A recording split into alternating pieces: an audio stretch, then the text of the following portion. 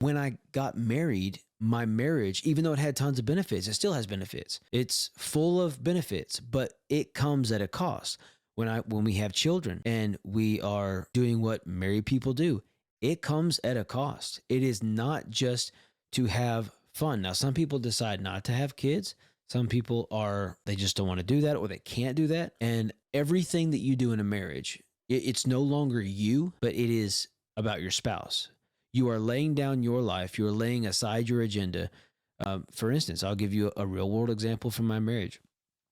When we, a little over, I guess, almost 3 years ago now, we started talking about having kids, and she worked a full-time job. She had a career, and I asked her directly, and she's very by the numbers. She's very like, she's got to see proof in the pudding, and very logical, which I love that about her, because I'm more the illogical, fly by the seat of my pants a lot of times, and she's more the hold on, let's calm down.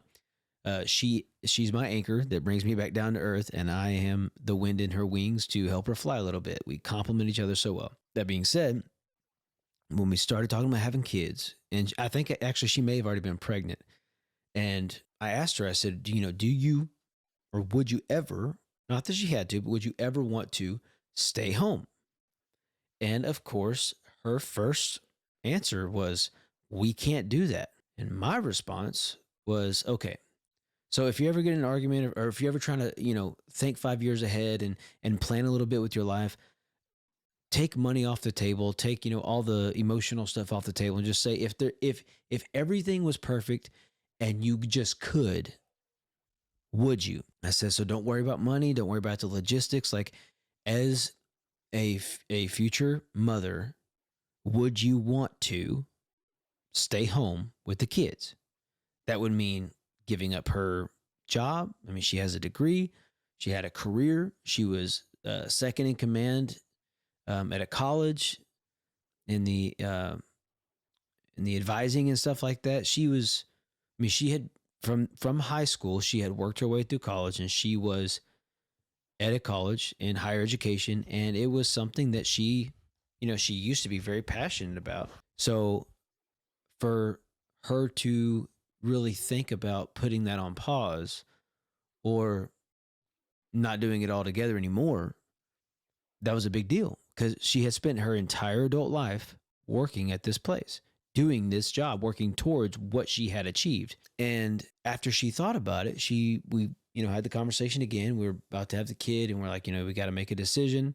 What do you think? And after she thought about it, she said, if we could, I really think I would want to be home with the kids and raise them. Be, you if you think about the time you have with your kids, if they go to daycare and stuff, this is not for everybody. I'm not saying everybody has to do it, but if you think logically, which she does, how many hours a day they're getting influenced and taught by everyone else. When she thought about it in those terms, she was like, I think I would want to do it myself. I would want to raise our kids, teach our kids. And so I said, okay, I will make it happen. So now we're actually expecting our second. We had a little girl. She's 2, just turned 2. And now we're about to have a little boy in 2026 this year. So that being said, everything comes at a cost, and we just have to decide whether we're willing to pay it or not. She tells me all the time, she is amazing. She tells me all the time how much she loves and appreciates how much I work, because I have a business. I'm self-employed, and then I'm also the pastor of a church. And I do these things. I work as much as I do because it's important to me that she is able to stay home with our children. That's very important to me. So as any other loving parent, whether one stays home, one goes, or whatever the case may be, or whatever your situation is at the house, you will sacrifice everything, even your own happiness, for your spouse and for your kids, because they have value. It costs us something to be spouses, to be in relationships, to be parents. But we understand the value of that. And so we're willing to pay the price. So this whole story, this whole rant, has been a setup to help you understand that if you actually are going to make the decision to follow Jesus and Him be the Lord of your life, not in addition to your life, but the Lord of your life, it must cost you something.